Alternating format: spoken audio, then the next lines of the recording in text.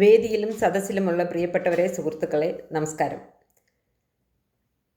ആദ്യം തന്നെ എന്നെ ഓർത്ത് ഈ ഒരു വലിയ വേദിയിൽ സംസാരിക്കാൻ വിളിച്ചതിന്, അതിനൊരവസരം നൽകിയതിന് പ്രിയപ്പെട്ട VCക്കും ഇതിൻ്റെ സംഘാടകർക്കും എൻ്റെ ഹൃദയം നിറഞ്ഞ നന്ദിയെ ഞാൻ രേഖപ്പെടുത്തുകയാണ്. വലിയ സന്തോഷമുണ്ട്. കുറേ ദിവസത്തിന് ശേഷം മലയാളത്തിൽ വന്ന് സംസാരിക്കാൻ ഒരു വേദി എനിക്ക് കിട്ടിയതിൽ വളരെയേറെ സന്തോഷമുണ്ട്. തമിഴ് ഭാഷയുടെ പ്രത്യേകതയെക്കുറിച്ച് സംസാരിക്കാനാണ് എന്നെ വിളിച്ചത്. ആ കാര്യം സംസാരിക്കുന്നതിന് മുമ്പായിട്ട് എനിക്കൊരു അഭ്യർത്ഥനയുണ്ട്. അതെന്തെന്ന് വെച്ചാൽ, നമ്മുടെ പഴമയെക്കുറിച്ച്, പ്രത്യേകിച്ച് പഴയ ഭാഷയുടെ പ്രാധാന്യത്തെക്കുറിച്ചും പഴയ തലമുറക്കാരുടെ അറിവുകളെക്കുറിച്ചൊക്കെ പറയുമ്പോൾ സാധാരണ ആണ്ട്രെ തുടങ്ങിയല്ലോ, എൻ്റെ ഉപ്പൂപ്പയ്ക്ക് ഒരു ആനയുണ്ടായിരുന്നു എന്ന് പറഞ്ഞ് പഴംപെരുമ സംസാരിക്കാൻ തുടങ്ങിയല്ലോ എന്ന് കളിയാക്കാറുണ്ട്. കളിയാക്കുന്നത് പോയിട്ട് പുച്ഛിക്കാറുമുണ്ട്. ഇങ്ങനെയൊക്കെ പറയുന്നത് യാഥാസ്ഥിക മനോഭാവമാണ് എന്ന് കളിയാക്കാറുമുണ്ട്. അപ്പം ഇങ്ങനെയൊക്കെ പറയുന്നതിൻ്റെ എന്താണ് അതിൻ്റെ പിന്നിൽ പ്രവർത്തിക്കുന്നത് എന്താണ് എന്ന് നമ്മളൊന്ന് ചിന്തിച്ച് നോക്കുകയാണെങ്കിൽ അതിന് കാരണമുണ്ട്.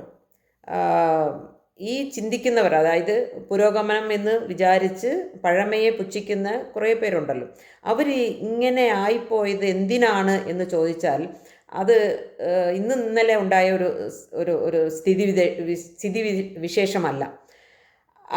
ബ്രിട്ടീഷുകാർ വന്നതിന് ശേഷമാണ് നമ്മൾക്ക് അറിവുണ്ടായതെന്നും അതിനു മുമ്പ് നമ്മളെല്ലാവരും, ഇന്ത്യ ഒട്ടാകെ എല്ലാവരും വിഡ്ഢികളായിരുന്നു എന്നും ഒരു ധാരണ അവരുടെ മനസ്സിലുണ്ട്. അതിന് കാരണം ബ്രിട്ടീഷുകാർ കോളനൈസേഷൻ ചെയ്തതാണ്. എങ്ങനെയാണ് അവർ ചെയ്യുന്നത്? അത് ഒരു ദിവസം ഒരു സുപ്രഭാതത്തിൽ ചെയ്തതല്ല. അതൊരു പ്രക്രിയയാണ്. ഭയങ്കര പ്ലാൻ ചെയ്ത് സ്ട്രാറ്റജിക്കലായിട്ട് നടപ്പിലാക്കിയ, ഇംപ്ലിമെൻ്റ് ചെയ്ത ഒരു പദ്ധതിയാണ് ഈ കോളനൈസേഷൻ.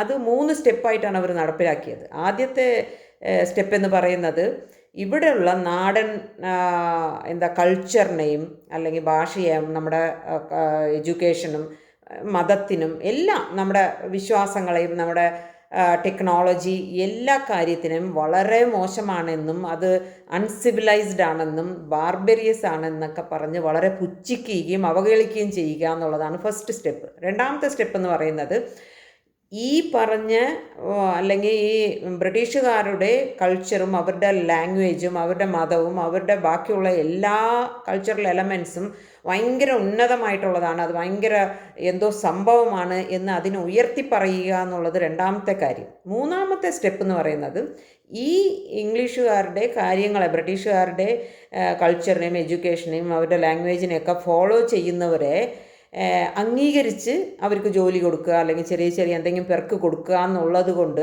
സ്വാഭാവികമായിട്ട് നമ്മുടെ ആൾക്കാർ അങ്ങോട്ട് ആകർഷിക്കപ്പെട്ടു എന്നുള്ളതാണ്. അപ്പോൾ ഈ ഒരു രീതിയിലാണ് ഈ കോളനൈസേഷൻ നടപ്പിലാക്കിയത്. അതിനെ വളരെ കൃത്യമായിട്ട് അവർ പ്ലാൻ ചെയ്തിരുന്നു എന്ന് നമുക്ക് മനസ്സിലാക്കാൻ കഴിയുന്നത് the minutes on Indian education എന്ന് ലോർഡ് മെക്കാലെ എഴുതിയ ഒരു ആർട്ടിക്കിളിൽ അദ്ദേഹം വളരെ കൃത്യമായിട്ട് ആ നിലപാട് വ്യക്തമാക്കിയിട്ടുണ്ട്. അദ്ദേഹം പറയുക, we want to form a class of persons, Indians in blood and color, but English in taste, in opinions, in morals and in intellect.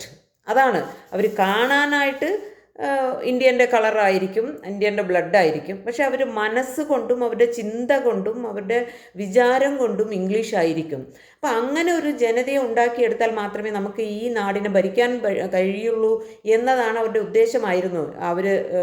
അവരുടെ എഡ്യൂക്കേഷൻ കൊണ്ട് അത് കൃത്യമായിട്ട് ചെയ്തു എന്നുള്ളത് അത് very unfortunate that even after 75 years, അവർ പോയിട്ട് 75 വർഷം കഴിഞ്ഞിട്ടും നമുക്ക് ആ ഒരു മെൻറ്റാലിറ്റി ഉണ്ടല്ലോ. നമ്മൾ ഇപ്പോൾ കാണുമ്പോൾ മലയാളിയാണ്, തമിഴാണ്, തെലുങ്കാണ്, കന്നഡ ആണെന്നൊക്കെ പറഞ്ഞാലും എല്ലാവരുടെ മനസ്സുകൊണ്ട് നമ്മൾ ആ കോളനി മനോഭാവത്തിലാണ് ചിന്തിക്കുന്നത്. ആ കോളനി ഒരു അടിമത്വ മനോഭാവത്തിൽ നിന്ന് പുറത്തു വരാൻ കഴിഞ്ഞിട്ടില്ല എന്നുള്ളത്. ആ ഒരു വിചാരം കൊണ്ടാണ് നമ്മുടെ സ്വന്തമായിട്ടുള്ള ഈ കൾച്ചറൽ ഹെറിറ്റേജിനെ കുറിച്ചും അല്ല ഇൻ്റലക്ച്വൽ ലെഗസിയെക്കുറിച്ചും അംഗീകരിക്കാൻ പറ്റാത്ത ഒരു മാനസിക അവസ്ഥയിലേക്കും അങ്ങനെ പറയുന്നവരെയൊക്കെ കളിയാക്കി അവർ ഒരു പ്രത്യേക ഫണ്ടമെൻ്റലിസ്റ്റുകളാണെന്നും പറയുന്ന ഒരു മാനസികാവസ്ഥ വളർത്തിയെടുത്തിരിക്കുന്നത്.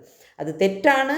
അങ്ങനെയല്ല വേണ്ടത്. നമ്മുടെ സ്വന്തം കാര്യങ്ങളെ തിരിച്ചെടുക്കാനുള്ളൊരു മനോഭാവം വേണം എന്നുള്ളൊരു മാനസികാവസ്ഥയിൽ വേണം ഞാൻ ഈ പറയാൻ പോകുന്ന കാര്യങ്ങളെ കേൾക്കേണ്ടത് എന്ന് ഞാൻ വിനീതമായി അഭ്യർത്ഥിക്കുകയാണ്. റൈറ്റ്. തമിഴ് ഭാഷാ ചരിത്രം എന്ന് പറയുന്നത് ഒരു സാഹിത്യ ചരിത്രം മാത്രമല്ല. തമിഴ് ഭാഷ നിങ്ങൾക്കറിയാമല്ലോ, ലോകത്തെ ഏറ്റവും പഴയ ക്ലാസിക്കൽ ലാംഗ്വേജസിൽ ഒന്നാണ്. അതിൽ ഏറ്റവും പ്രത്യേകത അതൊരു ലിവിങ് ലാംഗ്വേജാണ്, ജീവിച്ചിരിക്കുന്ന ക്ലാസിക്കൽ ലാംഗ്വേജാണ്. അങ്ങനെ പറയാൻ കാര്യം, പല ക്ലാസിക്കൽ ലാംഗ്വേജും ഇന്ന് മനുഷ്യരാരും സംസാരിക്കുന്നില്ല. ലിറ്ററേച്ചർ മാത്രമായിട്ട് അല്ലെങ്കിൽ ലിറ്റററി ടെക്സ്റ്റുകളിൽ മാത്രമായിട്ട് ഒതുങ്ങിപ്പോകുന്ന പല ഭാഷകളുണ്ട്. പക്ഷേ തമിഴ് ഇന്ന് ലോകത്തിൻ്റെ എമ്പാടുള്ള ഒരുപാട് രാജ്യങ്ങളിൽ 9 കോടിയിൽ കൂടുതൽ ആൾക്കാർ സംസാരിക്കുന്നുണ്ട്. 9 crore പീപ്പിൾ അക്രോസ് വേൾഡാണ്. നമുക്കറിയാമല്ലോ, തമിഴ്നാട് മാത്രമല്ല, Sri Lanka, Singapore, Malaysia, USA, Canada, China, Myanmar എന്ന് പറഞ്ഞ് ലോകത്തുള്ള എല്ലാ രാജ്യങ്ങളിലും തമിഴ് ഡയസ്പൊറയുണ്ട്. അതിന് എല്ലാ ആൾക്കാരും എല്ലായിടത്തും ഉണ്ടാകും. പക്ഷേ തമിഴരുടെ ഒരു പ്രത്യേകത എന്ന് വെച്ചാൽ അവർ പോകുന്ന സ്ഥലത്ത് കൃത്യമായിട്ട് അവരുടെ ഭാഷയെ കൊണ്ടുപോവുകയും അത് അവരുടെ അടുത്ത തലമുറയ്ക്ക് കൊടുക്കാൻ വേണ്ടിയിട്ട് പോകുന്നിടത്തെല്ലാം അത് പഠിപ്പിക്കുകയും ചെയ്യുന്നുണ്ട് എന്നുള്ളത്. ഭാഷയെ ഒരു ബോഡി പാർട്ടായിട്ട് കാണുന്ന ഒരു മനോഭാവം തമിഴർക്കുണ്ട് എന്നതാണ് അതിൻ്റെ ഒരു പ്രത്യേകത. ഇന്ന് നമുക്ക് ലഭിക്കുന്ന സാഹിത്യത്തെക്കുറിച്ച് പറയുവാണെങ്കിൽ ഇന്ന് നമുക്ക് ലഭിക്കുന്ന ലിറ്ററേച്ചർ, അതിന് മുമ്പ് എത്രയോ ലിറ്ററേച്ചറുണ്ട്. അതിൻ്റെ കുറേ കാര്യങ്ങൾ ഇതുപോലെ ഫ്ലഡൊക്കെ വന്ന് നശിച്ചു പോയി എന്നുള്ളതിന് നമുക്ക് ഒത്തിരി ഹിസ്റ്റോറിക്കൽ ഡേറ്റ ഉണ്ടെങ്കിൽ പോലും നമുക്ക് കിട്ടുന്നത് ഇന്ന് സംഘസാഹിത്യമാണ്. അത് നിങ്ങൾ കേട്ട് കാണും. സംഘസാഹിത്യം എന്താണ്? ഈ സംഘം എന്ന് പറഞ്ഞാൽ നമുക്കറിയാം, അസോസിയേഷൻ ഓഫ് പീപ്പിളാണ്. ഇത് സംഘം എന്ന് പറയുന്ന അത് പോയറ്റ്സ്, കുറേ കവികളുടെ ഒരു കൂട്ടായ്മ. ഈ കവികളുടെ കൂട്ടായ്മയ്ക്ക് എന്താണ് പ്രാധാന്യം എന്ന് ചോദിച്ചാൽ, ഓരോ കവിതയും അല്ലെങ്കിൽ ഓരോ ലിറ്ററേച്ചറും അവതരിപ്പിക്കണമെങ്കിൽ അല്ലെങ്കിൽ പ്രസിദ്ധീകരിക്കണമെങ്കിൽ ഈ കൂട്ടം കവികളുടെ മുമ്പിൽ പോയി അവതരിപ്പിച്ചതിന് ശേഷം അവർ ചോദിച്ച്, നമ്മൾ ഇന്ന് ഡോക്ടർ കമ്മിറ്റിയൊക്കെ നടത്തുന്ന പോലെ അല്ലെങ്കിൽ PhD ഓപ്പൺ ഡിഫൻസ് നടത്തുന്ന പോലെ അവർ കൃത്യമായിട്ട് ചോദ്യങ്ങൾ ചോദിച്ച് അതിലെന്താണ് വ്യാകരണം, അതിനെന്താണ് മീറ്റർ, അതിൻ്റെ വൃത്തം എന്താണ്, അതെന്തുകൊണ്ട് ഇങ്ങനെ ആയി, എന്താണ് അങ്ങനെ ആവാത്തത് എന്ന്, അതിൻ്റെ മ്യൂസിക് എന്താണ്, മീൻസ് അതിൻ്റെ സൗണ്ട്, ഇതെല്ലാം പരിശോധിച്ചതിന് ശേഷം മാത്രമേ അവർക്ക് അത് പ്രസിദ്ധീകരിക്കാൻ കഴിയുള്ളൂ. അങ്ങനെ വളരെ ഇവാലുവേറ്റ് ചെയ്ത് അല്ലെങ്കിൽ വെറ്റ് ചെയ്ത ഒരു ബണ്ടിൽ ഓഫ് ലിറ്ററേച്ചറാണ് സംഘസാഹിത്യം എന്ന് പറയുന്നത്. അത് നമുക്ക് 18 കൃതികളുണ്ട്. 8 തുക എന്ന് പറയുന്ന ഒരു കളക്ഷൻ ഓഫ് 8 പുസ്തകങ്ങളും കളക്ഷൻ ഓഫ് സോങ്സ് ആണത്. 10 പാട്ട് എന്ന് പറയുന്നത് സിംഗിൾ ബാലറ്റ്സ് ആണ്, 10 സിംഗിൾ ബാലറ്റ്സ് ആണ്. അപ്പോൾ ഇങ്ങനെ 18 കൃതികളാണ് നമ്മൾ സംഘസാഹിത്യം എന്ന് പറയുന്നത്. ഓൾമോസ്റ്റ് 473 കവികൾ, പോയറ്റ്സാണ് ഇതിനകത്ത് കോൺട്രിബ്യൂട്ട് ചെയ്തിരിക്കുന്നത്.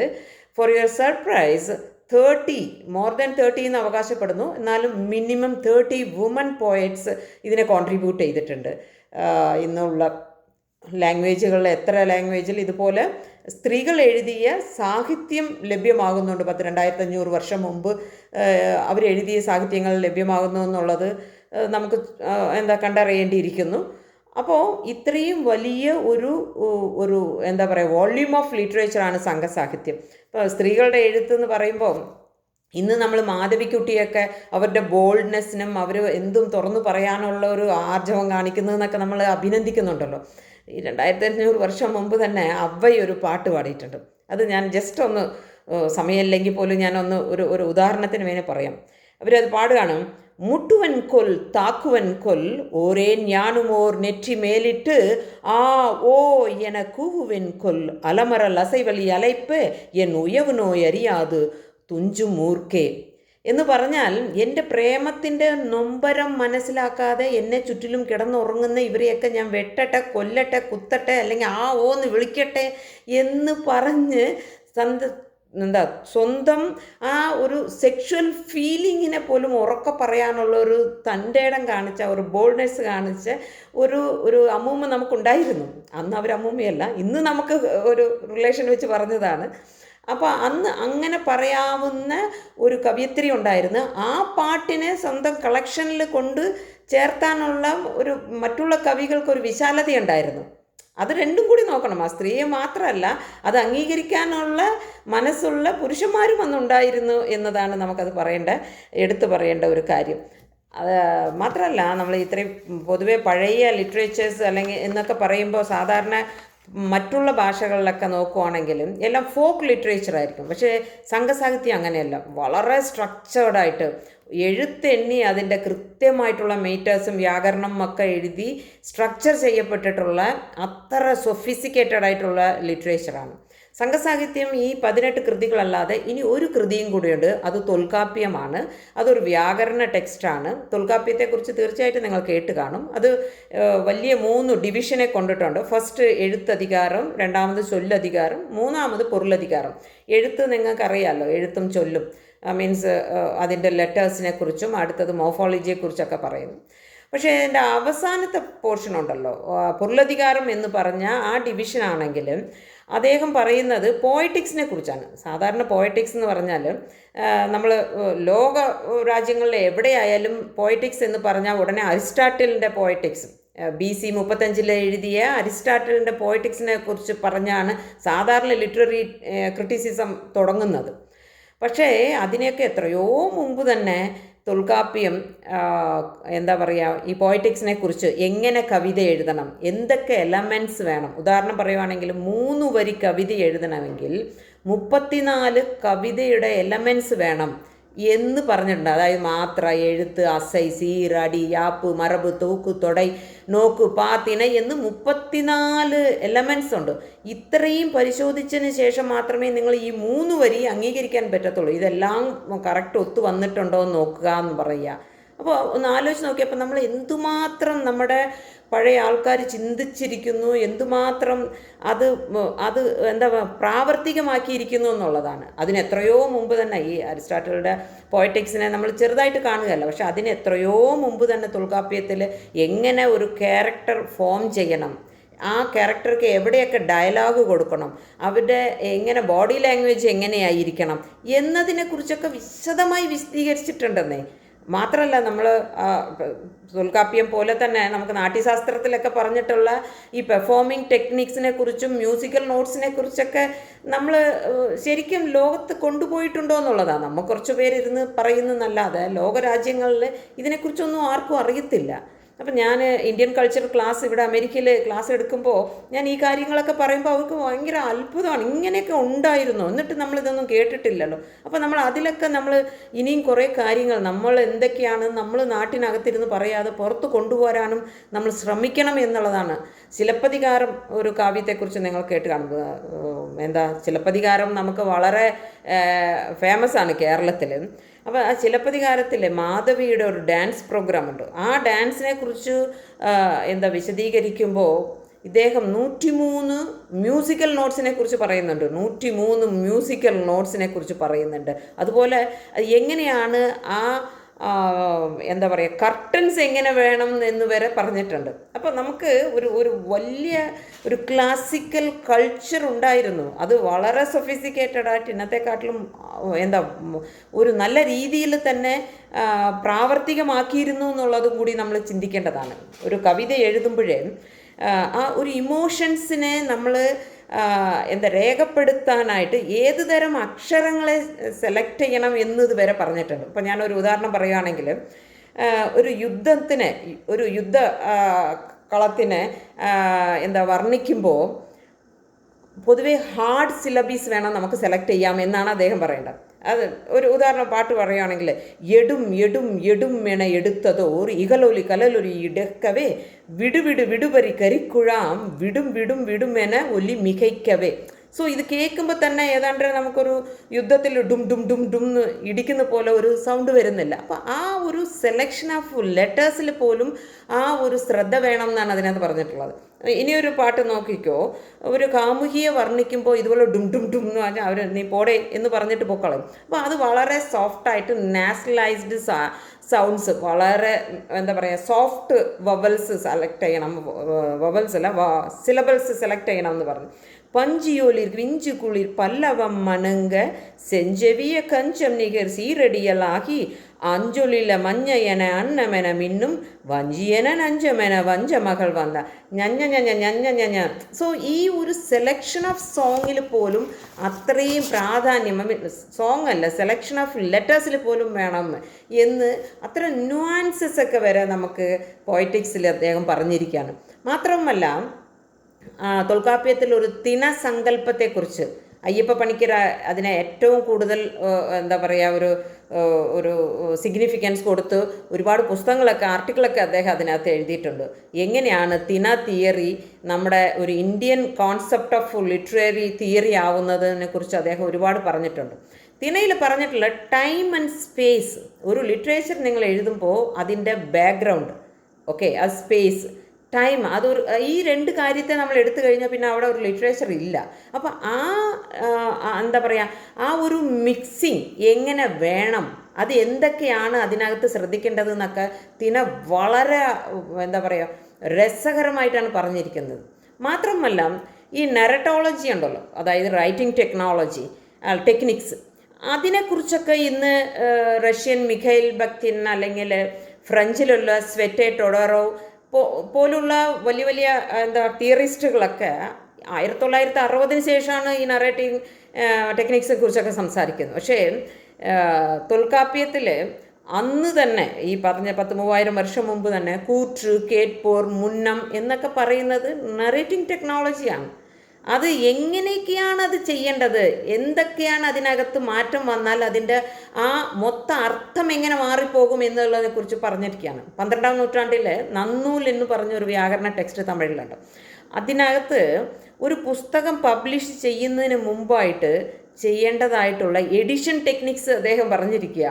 32 രീതിയിലുള്ള writing techniques, means not writing techniques, അത് എന്താ പറയുക, എന്തൊക്കെ എലമെൻറ്റ്സ് ചേർത്താണ് നിങ്ങൾ എഴുതേണ്ടത്, പിന്നെ 10 കാര്യങ്ങൾ ഒഴിവാക്കേണ്ട 10 കാര്യങ്ങൾ എന്തൊക്കെ, 10 കുറ്റങ്ങൾ എന്തൊക്കെയാണ് നിങ്ങളൊരു പുസ്തകം എഡിഷൻ സമയത്ത് നോക്കേണ്ടത് എന്താണ് എന്നൊക്കെ പറഞ്ഞു. അപ്പം എന്തുമാത്രം ഈ വായനയും എഴുത്തും അത് ബന്ധപ്പെട്ട കാര്യങ്ങളും ഒക്കെ ചെയ്തു വന്നിരുന്നവരാണ് എന്നൊന്ന് ആലോചിച്ച് നോക്കിയേ. ആ ഒരു ലെഗസി എന്തൊക്കെ ആയിരുന്നു എന്നൊന്ന് ആലോചിക്കുമ്പോൾ നമുക്ക് തന്നെ ഒരു അഭിമാനം തോന്നും. ഇത്രയും വലിയ കാര്യങ്ങളൊക്കെ ഇത് എവിടെ പോയി എന്നൊരു ചോദ്യമുണ്ടല്ലോ. മാത്രമല്ല നമുക്ക് നമ്മൾ സാഹിത്യങ്ങളെ, നമ്മുടെ നാട്ടിലുണ്ടായ സാഹിത്യങ്ങളെ വിശകലനം ചെയ്യാനായിട്ട് നമ്മൾ എന്താണ് ചെയ്യുന്നത്? സാധാരണ ഒരു വരുത്തൻ തിയറികളുണ്ടല്ലോ, സാധാരണ മാർക്സിസം, ഫെമിനിസം, അല്ലെങ്കിൽ പോസ്റ്റ് മോഡേണിസം, റിയലിസം, എക്സിസ്റ്റൻഷ്യലിസം, തക്കാളി രസം, ഇങ്ങനെ കുറേ രസങ്ങളൊക്കെ വെച്ചിട്ട്, ഓഫ്കോഴ്സ് ഞാനും കുറേ ആർട്ടിക്കിൾസൊക്കെ എഴുതിയിട്ടുണ്ട്. ഇതൊക്കെ വെച്ചിട്ടാണ് ഇവിടുത്തെ സാഹചര്യത്തിൽ, ഇവിടുത്തെ മണ്ണിൽ, ഇവിടുത്തെ മനുഷ്യർ, ഇവിടെ അനുഭവങ്ങളെ പശ്ചാത്തലമായി എഴുതുന്ന സാഹിത്യങ്ങളെ വിശകലനം ചെയ്യുന്നത്. അത് ഒരു പരിധി വരെ മാത്രമേ കഴിയത്തുള്ളൂ. അപ്പോൾ ഇവിടത്തെ ഉണ്ടായ ഒരു എന്താ പറയുക, ഒരു ലിറ്റററി തിയറി, ഒരു സിദ്ധാന്തം ഉണ്ടെങ്കിൽ എങ്ങനെയിരിക്കും എന്ന് എനിക്ക് തോന്നിയത് കൊണ്ടാണ് ഞാൻ ഈ തൊൽകാപ്യം പൊയറ്റിക്സിനെ ആസ്പദമാക്കി ഒരു തമിഴ് ലിറ്റററി തിയറി എന്ന് പുതിയൊരു സിദ്ധാന്തം ഉണ്ടാക്കി. അത് ഇന്ന് പുതിയ നോവൽ, ചെറുകഥയ്ക്ക് പോലും ആപ്റ്റ് ആവുന്ന രീതിയിലാണ് ഞാൻ അത് പ്രൊപ്പൗണ്ട് ചെയ്തത്. ബട്ട് അൺഫോർച്ചുനേറ്റ്ലി നമുക്ക് പഴയ കാര്യം എന്ന് പറയുമ്പോൾ നമുക്ക് എല്ലാവർക്കും ഒരു പുച്ഛമല്ലേ. നേരത്തെ ഞാൻ പറഞ്ഞ ആ മനോഭാവം ആയതുകൊണ്ട് ചിലർ PhD ഒക്കെ ചെയ്ത് കുറേ ആർട്ടിക്കിളൊക്കെ എഴുതിയെങ്കിലും അതിന് വേണ്ടതായിട്ട് കിട്ടേണ്ടതായിട്ടുള്ള ഒരു റെക്കഗ്നിഷൻ കിട്ടിയില്ല എന്നുള്ളതാണ് എനിക്ക് ഏറ്റവും വലിയ ഒരു സങ്കടം. തിണ, അതുപോലെ തന്നെ ധ്വനി, രസം മുതലായ നമ്മുടെ സ്വന്തം ഒരു ലിറ്റററി ക്രിറ്റിസിസം അല്ലെങ്കിൽ ലിറ്റററി തിയറീസിനൊക്കെ നമ്മൾ പുറത്ത് കൊണ്ടുവരേണ്ടതായിട്ടുള്ള ഉത്തരവാദിത്വം നമുക്കുണ്ട് എന്നുള്ള കാര്യം കൂടി നമ്മൾ മറന്നു പോകരുത്. അത് കഴിഞ്ഞാൽ സംഘസാഹിത്യം കഴിഞ്ഞാൽ അടുത്തത് നമുക്ക് വരുന്നത് 14 കീഴ്ക്കണക്ക് നൂൽക്കൽ എന്ന് പറയുന്ന കുറേ സാഹിത്യങ്ങൾ, 18 കൃതികളാണ്. തിരുക്കുറൾ ഉൾപ്പെടുന്ന കുറേ ഉപദേശം പറയുന്ന പോലത്തെ കുറേ കൃതികൾ നമുക്ക് ഉണ്ട്. തിരുക്കുറളിനെ നിങ്ങൾക്കറിയാമല്ലോ, മലയാളത്തിൽ തന്നെ 17 മലയാളം ട്രാൻസ്ലേഷനുണ്ട് തിരുക്കുറളുടെ, 1-2 അല്ല. അപ്പോൾ ഇംഗ്ലീഷ് ഒരു ഭാഷയിൽ, ലോകത്തെ ഏറ്റവും കൂടുതൽ ഭാഷയിൽ ട്രാൻസ്ലേറ്റ് ചെയ്യപ്പെട്ടിട്ടുള്ള ഒരു കൃതിയാണ് തിരുക്കുറൾ.